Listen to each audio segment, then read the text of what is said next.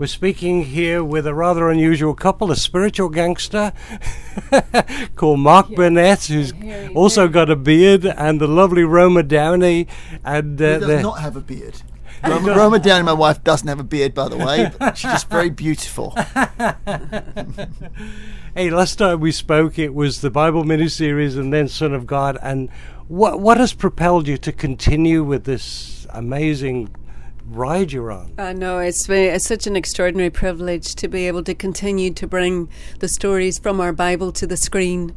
When we were shooting the Bible series in Morocco, we loved it so much, and at that time we wished that it just could continue. We had hoped that we would have had more hours with the Bible series. We only had 10 hours to bring the whole Bible to television. AD, The Bible Continues, our new series, which will premiere on NBC on Easter Sunday, gives us a chance to take a deeper dive into the book of Acts. Mm-hmm. And the first episode, which will be on Easter, will reset emotionally the story at the death, the crucifixion of Jesus, the resurrection of Jesus, and then follow through the early years after his death and how these surviving disciples, were able to move forward in the birth of the early church. And for you, Mark, what was the reason why you decided to continue with this incredible series? Because I knew I was trying to find some reason for you to interview us again, and I was going to miss you and that accent. No, we were in Morocco having a great time making the Bible. Yeah.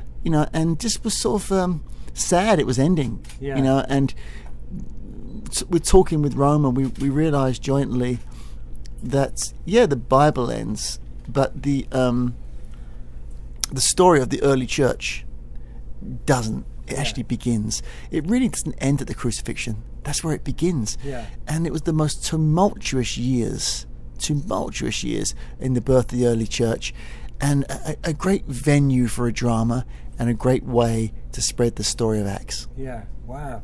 You've got this spiritual gangster thing on. Is that making a statement? No, it's just a shirt someone gave me. But I do like the idea of a spiritual gangster. Now, I understand one of the most amazing things happened when you were filming. Was it in Morocco that suddenly this cross appeared in the sky? Yes, the most extraordinary afternoon, long day on the set, and everybody was a little bit tired, but the sky had been completely blue for hours. Yeah. And out of nowhere, one of our actors suddenly pointed heavenward. Huh. And there, in the perfect shape of a cross, was a cloud. Huh. Now, it may have been airstream that had crossed from. But it was like a signal. But it was like a signal, not just to me, but to everybody. Yes. Work stopped as people reached for their iPhones and started taking photographs, and it was just a moment of encouragement for us. How far does AD go, Mark? AD, as Roma mentioned, starts at the crucifixion, and then the first episode takes you through the resurrection and the opening of the tomb, and the shock that Caiaphas, the high priest, and Pilate have that the body is gone. Yeah. And so they spend the next episode trying to find the body to disprove the resurrection. Yeah. And we go on for the next 11 hours. It takes you right through the trials of Peter and John. It takes you through Simon the sorcerer, with Philip, the Ethiopian eunuch, on the road, the Gaza road, and right through the conversion of Cornelius, the first Roman converts. It takes you through Acts 10. Huh. Wow. Ben-Hur, can you talk about that as well? Absolutely. We have started principal photography in Italy. We're producing it along with MGM and Paramount. And you may recall that the original novel by Lew Wallace is called Ben-Hur, A Tale of the Christ. Yeah. And we have an amazing cast assembled. I just returned at the end of this week from Matera, which is in the south of Italy, where we were filming the crucifixion, the third crucifixion of my career. And I have to say that even though we're doing a recreation and the blood is false and and we create a perch that the actor can get up onto the cross with, even in the recreation, the cruelty and the horror of the scene never ceases to shock me and to move me. But it's going to be an amazing production set for release spring of 2016. So for us, we're thrilled because in 2013 we were able to bring you the Bible. In 2014 we were able to bring you Son of God. 15 AD the Bible continues, and 16 Ben-Hur. Wow. And for you, will this continue the biblical themes or not? Oh, we're really sincerely hoping that this first 12 episodes of AD, The Bible Continues, is just the first season.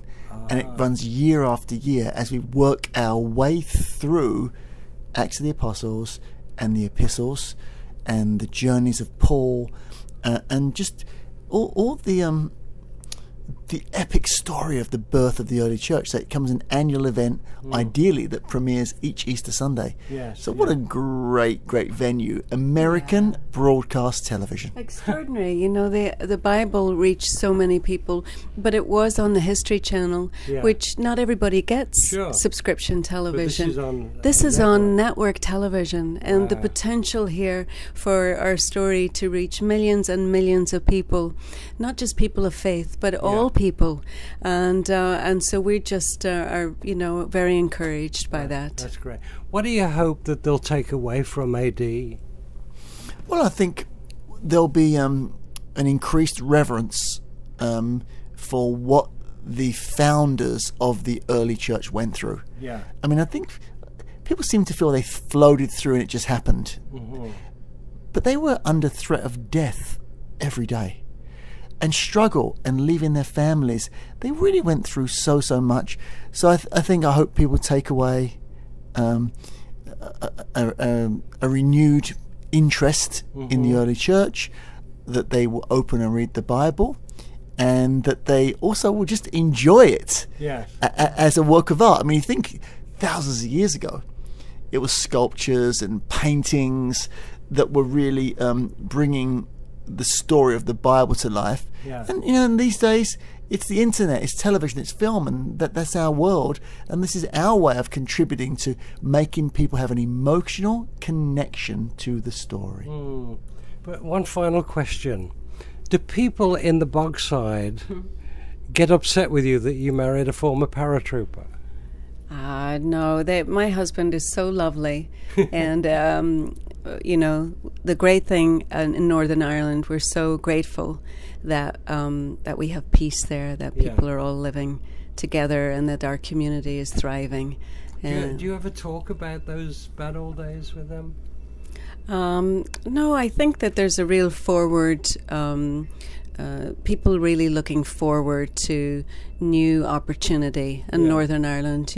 I grew up in the city of Derry, which is divided by a river, the River Foyle, and when I was a young girl there, the community was very segregated. Protestants lived on one side and Catholics lived on the other, and never the twain would meet. And it is with great optimism that I return each summer and see the flow of people across the bridge, aptly called the Peace Bridge in Derry, that links the communities, and that we have, figured it out there. It would be lovely if the rest of the world could figure it out. And for you, thinking you fought in Northern Ireland, it looked a hopeless situation. Are you thrilled the way it's all worked out? I'm so glad. Roma was an integral part of the peace process, and as Roma said, how great that there's a peace bridge. And it's an example, I think, for other parts of the world where there's sectarian struggles, which we're seeing awfully play out right now in North Africa and the Middle East, and hopefully the way the Irish people came together and formed peace is inspiring and shows leadership to other places.